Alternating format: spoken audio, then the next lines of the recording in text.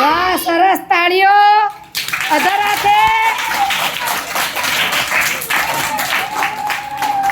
હવે માર ચકલીઓ હોય આંગળી ઊંચી કરે.